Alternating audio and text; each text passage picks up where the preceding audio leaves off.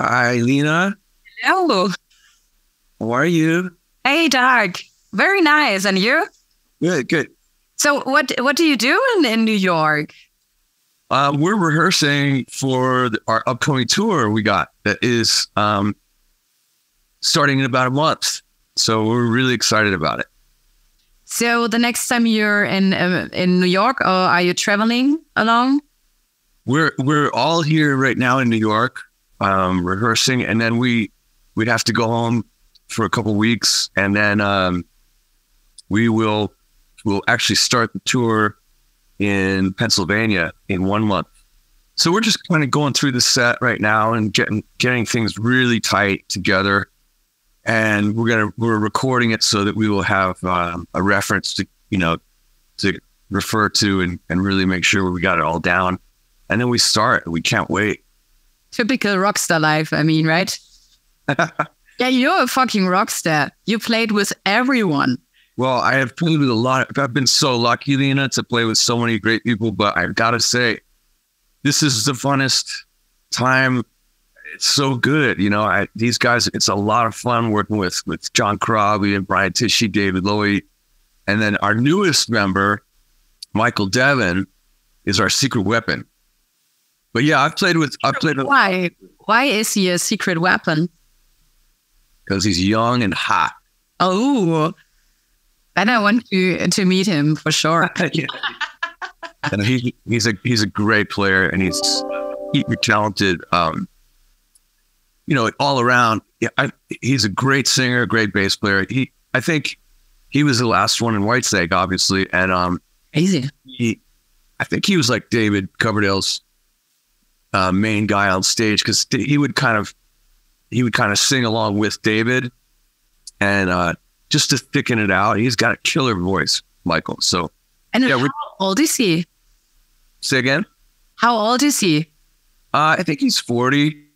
So is he is fine with your 70 rock style? So is that his thing? With 40, he is younger than the other parts. Yeah, we're older. We're older. He's an old soul, and he might be a couple years older than that. I'm not sure what his age is exactly, but he looks great. And but he's an old soul. He loves the 70s music the best, I'm sure of it. 60s and 70s. He's like a aficionado too. Michael's one of these characters that if you say, "Oh, what's the lyrics to Over the Hills and Far Away" by Led Zeppelin," he can remember the whole thing until he sing it.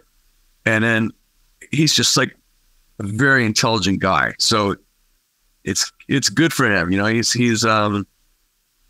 He also is a lead singer. And so, it's good to be able to have that capacity to remember all the lyrics. And he's just, we're rehearsing right now, and with him and Tishy, I'm not just saying this, but it's the best sound we've ever gotten.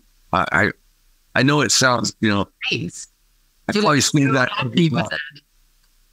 I say that every time, but it really is true. These guys have played together for years, even before Whitesnake, and yeah. So it's a great sound, starting with Tishy and Devin, and then two guitars, and then Corabi, and it's yeah. Yeah, normally it's weird when you have a change in a band, right? So normally you need time to know the people, the new person for the band. Normally, yeah. It takes a minute to gel, but not with these guys. We've been friends for years. We play together all the time, even outside of the Dead Daisies. We play together, just jam sessions or whatever. If there was a situation where there was some kind of like charity event or something, and I'd play with Michael and Brian, and it's just, we're solid already. And I've known Corabi since I was in school, and David and I friends. Say again? Childhood friends. Yeah, I mean, I knew him when I was 15 or 16, something like that. And then later I came out to LA, and then John came out to LA a couple of years later. We never worked together, but we've been friends forever. And the opportunity came up for me to join the Dead Daisies about 7 years ago. So you have a high turnover in your band, right? Well, is there a concept behind, or is that only spontaneously and because your friends? Can you explain that? That was actually the original concept in it, and it's a good in the best possible sense, because David Lowy started the band in 2012, 13 around, and he started writing with some friends. He wrote some songs with John Stevens, who's the original singer for the band. He wrote some songs with Slash, and then later on, Richard Fortus came in with Marco.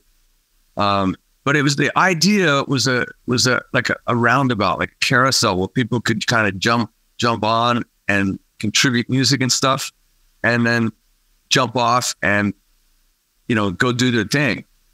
And so that's kind of always been the concept. And David wanted to do it, together with the fans. So he put together, a really strong management team, and they basically bring the fans with us via social media. And yes, there's been turnover. There's been a couple different singers, a couple different guitar players. I've been here for a long time, actually. Me and David have been solid in the band since 2016. And John Corabi, I think, is the quintessential Dead Daisies singer, although we've been blessed to work with Glenn Hughes, John Stevens as well, and some others, Bernard Fowler.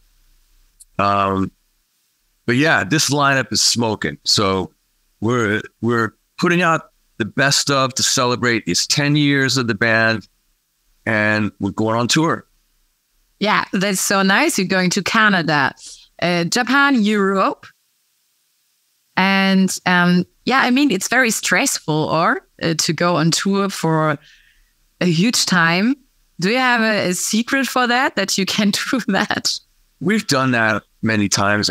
We've done tours that were, with Dio, for example, I basically toured for a whole year. And same with Whitesnake. First year that I worked with Whitesnake, we started in February and we wrapped up in like October or something. So it was a long haul. There was a couple little breaks, and there always is a couple little breaks, just because, that it's good to, if you got family and stuff, it's very difficult to be away. Mm-hmm. So that's the stressful part, is being away from family, kids. Yeah. Yeah, I understand that. And what was your favorite, like with Whitesnake, or to go on tour solo? What was your favorite part in the past? I mean, they're all different. It's hard to kind of pick the best one, but we had a blast in Dio. When I was touring with Dio, it was really like a family. And then I got on Whitesnake, and it was kind of a bigger production. And people kind of came in, like, Whitesnake always had, like, it would put together kind of a group from a lot of different places, and it became like it's hard to describe it, but it wasn't the same vibe. It was great, but it was a different vibe. And with the Dead Daisies, it's like my bros, we have a blast. We're always having a great time, and it's grateful to have the opportunity to travel to so many different places and meet people and say hi to our friends that we've collected, throughout the years as friends. And yeah, so it's time with friends. So it's fun. It's very nice. So many bands, you have so much success. You didn't get bored of that anytime? I mean, the whole thing is, I love to play guitar, and I'm a pretty simple person. Like, I just really don't need a lot, but I got kids, so it takes all the boredom away from it, because you're working for the kids, for the family. Like, I was thinking about, I could, as I get older, I'm like, I don't really need anything. I just need a couple guitars, and then I'm good to go wherever I need to go play or whatever. But then the kids, I got to make sure the kids are taken care of, and my wife. So anyway, it's never boring. it's a blast to be involved in a band like the Dead Daisies. And we have a party everywhere we go. That's so healthy. You're thinking, I mean, for a rock star. Trying to. So normally I have the picture in my head, drugs, rock and roll, you know what I mean? So if you're on tour, everything is fucking escalating. That's my picture of a rock star life. So, I mean, that's very healthy. And that sounds so nice. Well, we've done all that stuff in the past. I mean, like, you know, in the early days of touring, when I first started touring, it was crazy. I mean, not only, you know, the band would sometimes stay and share hotel rooms, and there was always tons of, you know, parties going on, lots of alcohol and all that stuff. And as you get older, you realize, okay, I don't want to really need to do that. What I need to do is take care of myself and be in good shape. Yeah. And so we spend a lot of time like going to the gym, trying to, you know, eat as best as we can now. Healthy. It's not as rock and roll behind the scenes as it once was, but we're able to kick ass though. So it's good. But I think that's the new rock and roll life. I love that. Yeah. And especially as you get on the older side of it, you know, where you're trying to, you know, we've got the experience of all these years of touring and making music, and you got to just take care of your body and your mind so you can keep up, kick ass. Yeah. But do you have the worst case story for Rock Antenne? Like in the past, maybe when you were 30. So your worst case scenario in your band life. I mean, the worst case scenario for a guitar player is when your guitar riff. Funniest story. And it doesn't matter, but the worst case for a guitar player, it's very simple, because that's what I'm here to do, and that's what I care about. Is when I'm playing guitar on stage, is if my rig goes down, if my amp stops working, or I mean, everything could happen and anything will happen. So you got to be prepared. But being on stage in, say, for example, Sao Paulo, Brazil, in front of 35,000 people, and your guitar stops, and you're like, basically like, you're kind of keep playing for a minute, hoping that somebody's back working on the sound, getting your amp back on. That's the worst case scenario. It's very stressful. And it could happen anywhere. It could happen at a club. I mean, there was one time in rehearsal, I forget what the drummer was, but I'm playing guitar and he hit a cymbal, and the cymbal stand fell down, and the cymbal hit my guitar cable. Oh, no. I was like, okay, well, at least that probably won't happen again. We got that one out of the way, you know. But yeah, being on stage with your instrument down is horrifying. Horrifying. So you're going on stage very strong, or do you have anxieties? I go on stage, you know, you always have a little bit of, you know, you got to have a little bit of butterflies in your stomach, a little bit, just to, you know, give you that. But good butterflies. Yeah, that adrenaline rush, you know, and it keeps you on the edge, and that's what, you know, that's what makes a good show, I think, is when the performers are really on the edge playing live, and not just, you know, sometimes you see a show on TV or something and it's just going so smooth. It's just like, there's no fire to it almost sometimes. You know? So we like to bring our very best every day, and that means pushing it a little bit, you know? We need the fire. But yeah, we go on stage confident, but still wanting to kick ass. Yeah, I think that's the best thing, to kick asses. And your new record, the 10 years anniversary record of the Dead Daisies, how did the decision come about? We had a little bit of time off at the beginning of the year when we were just on a little hiatus, let's say, and we thought, you know, it's been 10 years, we should celebrate that. Yeah, you have to celebrate, yes. It's a very in band years, that's a long run, you know? So we're very happy with the band and what's been accomplished. And we wanted to basically just take a minute and celebrate that. And so we put together the Best Of album that kind of is a cross selection of tracks from all 6 studio albums with various singers and guitar players. And it's just a really cool package. It's a good optic of, you know, what it's been like in the band for all these years. And it's also a great live set. So that's kind of where we kicked off. Okay, we got the live album coming out. Let's grab those songs and put them on stage. Nice. So you decided the track list or all together? We all together, you know, we've got an amazing team.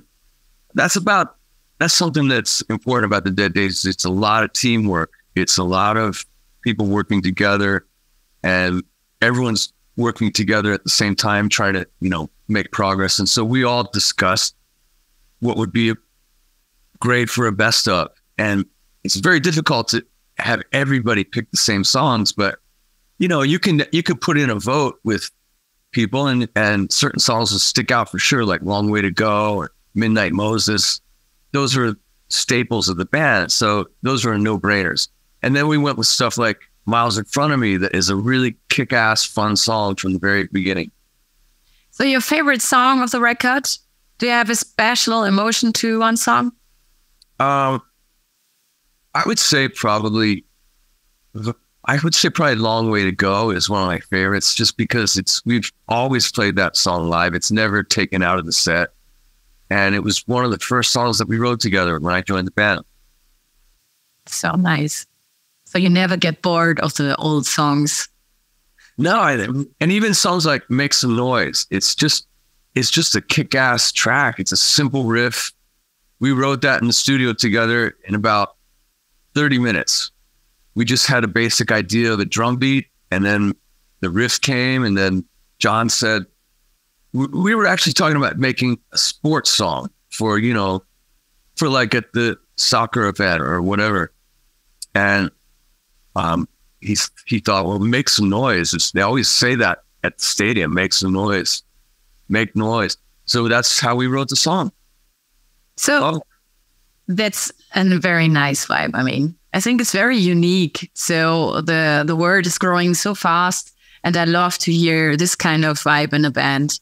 Amazing. Yeah, it's really good. But when you're at home with your family, so what kind of music do you play or do you hear with your family? Well, I mean, I love classic rock. I'm always listening to classic rock on the radio. There's some stations local stations that I love in Los Angeles, and then there's some stuff on Sirius XM that I listen to, and there's some apps on my phone. There's got music, but I'm always going for classic rock, really. And then, so your favorite song? So your favorite band? Is there a favorite band or me? It's hard to say for sure. Yeah, I know that question. But I would say Led Zeppelin, pound for pound, is my favorite. Led Zeppelin with Jimmy Page on guitar, Robert Plant, John Bonham, John Paul Jones. I can always listen to that. But at the same time, you know, I've got kids, so they're into other stuff. Like, I just got some music in my daughter's room so she could, you know, have her space in her place and all that. And I just I didn't know what to put on, so I just got some Taylor Swift on a loop. Yeah, that was my first thought. Taylor Swift or Harry Styles? Yeah, she's not quite there for Harry Styles yet, but I was actually really blown away by some of the Taylor Swift songs. Were like, wow, that's a great song, you know? It's really fucking hype. No, it's weird. These are all chord progressions that we've heard before from the 60s, 70s, 80s, but just a new coat of paint on it with a new, you know, face. But anyway, she liked it, so. Yeah, so you will go with your daughter to Taylor Swift concert. I won't be going to that. Not that I wouldn't want to. I mean, I won't go just because I think she's too young. I don't want her to see that yet. So maybe watch a thing on YouTube or something. The coolest person there. Yeah, I mean. I don't know about that, but at some point, she will definitely go to a concert. And Actually, she's come to the scene of Dead Daisies. My kids were in France last year.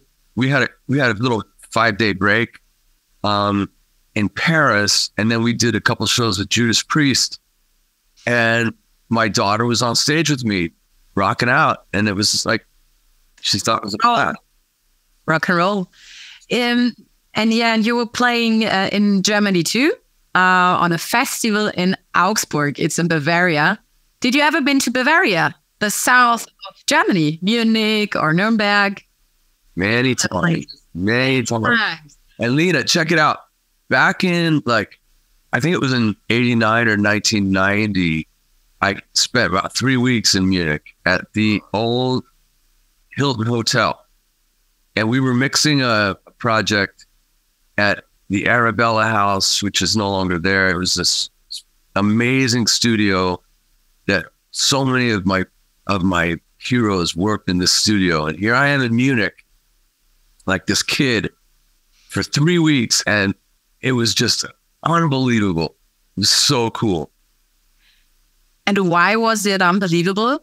Well, first of all, it was wintertime, so there was all this Christmas markets. And the mountains. Yeah, it was mountains. It was so beautiful. And then, and then people would, working at the studio, the producer and the engineer, had a lot of contact with other musicians. And so there was one night, I think Iron Maiden was in town, and we went to see Iron Maiden, and then they invited us to go on their bus to go to a rock club it used to be in Munich. I think it was called Candy Cat or Candy Cane, something, but it was a famous rock club in Munich. And I went there with these guys, and I didn't know what I was doing, but having a fun time, Nice. So now, you're playing on the Rock Out Festival in Augsburg. I will be there, definitely. So, awesome. What? Awesome. That's great. Yeah, welcome to the show, definitely. I think it's a very, very small festival, and I love the very small festivals. The big ones are cool, yes, but in these times, I love the familiar ones, and that's a very familiar thing, and the vibe is nice. So, I can't wait to meet you in person. Yeah, and now I think the time is over. Yeah, we've got rehearsal coming, but I just want to say thank you so much for taking your time with me. Yeah. And we'll get these files to you. And thanks to everybody at Rock Antenna. You guys kick ass. We love you. We kick ass every day. Well, I know. And we can't wait to be there in person and do it together. And can I have 3 ideas of you? Yeah, sure. Okay. So for the video, I have to say thank you. Thank you for your time. And I will be very happy when I see you here in the studio in Munich, maybe in the winter or in the summer. It doesn't matter. It's always nice to see the place. Always is. It's one of the great cities in the world, Munich. Oh, yeah. In Germany, it's not all the people want to go to Berlin, because I mean, Berlin's great too. My wife is from Cologne, so I love that town. But Munich is it's up there with Paris, New York, London. I mean, Munich is David Coverdale's favorite city in Europe, I think, is Munich. Your wife is from Cologne. Yeah. I'm from there too. Yeah, people are very open, and that's the vibe is nice on the west side. Yeah, I love it. I brought her. We visit Germany and stuff, but I brought her. She lives in Los Angeles now, and she's got a business there that she's working on. So yeah. Thank you so much, Doug. So you're welcome. Thank you so much, Lena, and see you at the festival. Yeah. Yeah, we'll see you at the festival and enjoy your coffee, right? Thank you, sweetie. All right, bye. Cheers. Cheers. Bye-bye. Bye-bye.